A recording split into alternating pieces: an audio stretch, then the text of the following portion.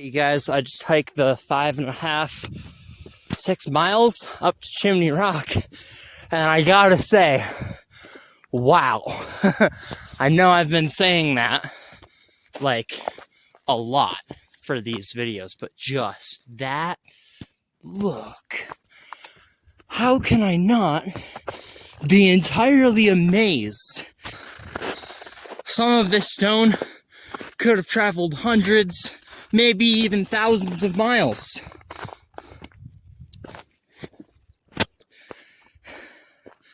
All to build this. And I don't even know what it's for. If I'm being totally honest. I have no clue. No clue at all. Maybe some sort of, like, water collection? I genuinely, I don't know. There's some signs over here. How about we try and find out what? Gosh, that is just so gorgeous. I mean, it's astounding it stood up so long. I mean, the grout is, like, in perfect condition. There's only, like, little gaps here and there. Barely. The moon's orbit of Earth oscillates, causing the move to rise at different points on the horizon over the years. This cycle of wobbling from north to south takes 18.6 years, 9.3 years each way. At the end of its swing to the moon appears to pause for about 3 years. The northern major lunar standstill, rising at the same point on the horizon before moving south again. Viewed from the Great House, it pauses between the two pinnacles. Wow. I, actually can't even say that, that is... I wasn't expecting to find something this cool here. Because, when I search up these sites, I try to go in with as little knowledge as possible so that I can infer and study and learn what I can there. And then research after I've been there, after I've had that feeling. But, wow.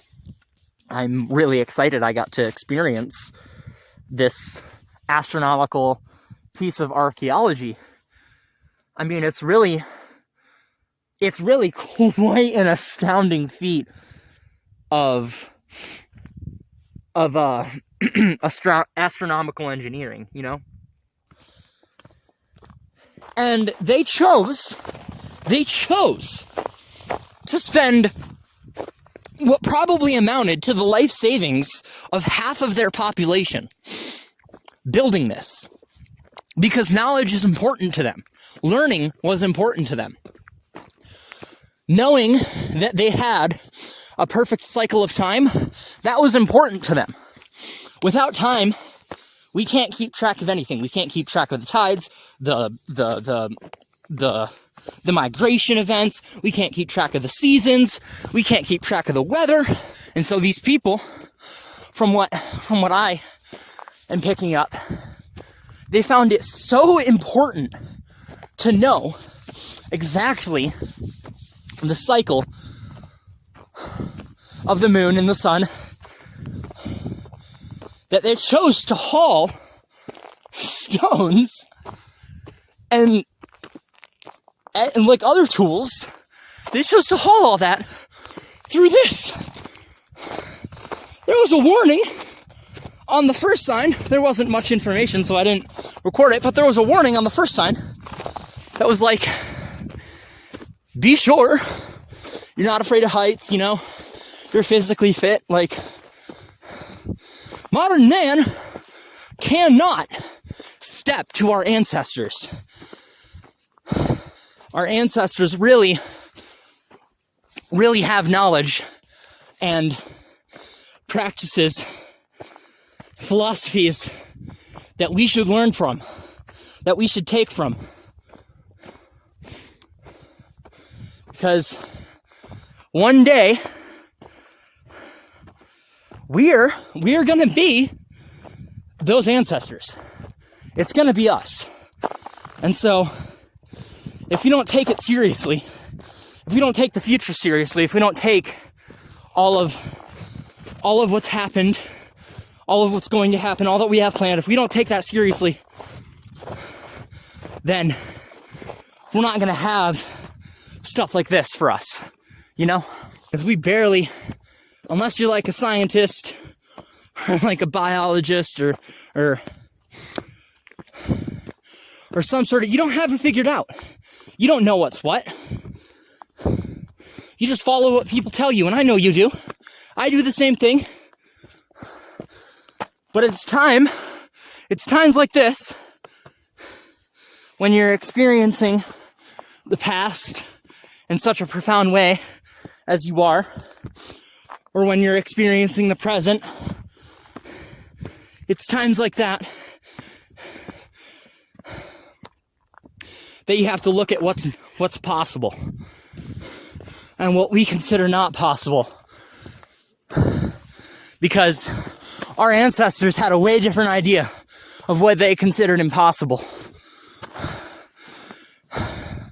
You tell people, oh yeah, pyramids, we don't know how it happened, but they did it. People say aliens, no. Human beings can do stuff you wouldn't even understand. I'm breathless hiking up this, and can you imagine what it was like carrying rocks, carrying tools, taking a trip up this mountain every day? Like magic. It gets finished. Gets finished like magic. Look at that. Wow. Isn't that insane? There's Chimney Rock. Wow. Just amazing.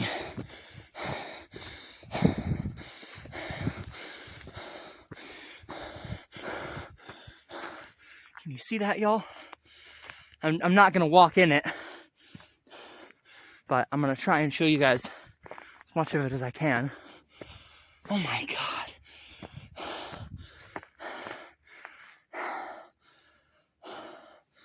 What was it for? Did people just study here? Were these cubicles? I have no idea. Oh, wow. Wow. Look at that view, guys. You see that valley down there? That's where I'm parked. Pretty long way away, isn't it? Oh, wow. Oh, yeah.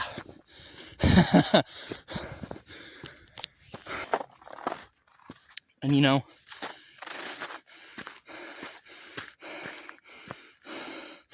I'm not gonna get up on that because it's, yeah, I don't want it to fall off. But wow. I mean, they'd hike up there, you guys. And wow, this height is giving me a bit of vertigo, I won't even lie. So they'd hike up here just to do research. That's all that they were here for. Look at that lake down there. That's super pretty. Wow, you guys. This is incredible. Just absolutely fucking incredible. Yeah, the height's giving me a bit of vertigo. I'm trying not to stand fully up. Just look at the ridge over there. I mean, wow, look at that drop. Look at that drop. They did this every day for who knows how long. I am just so blown away at this.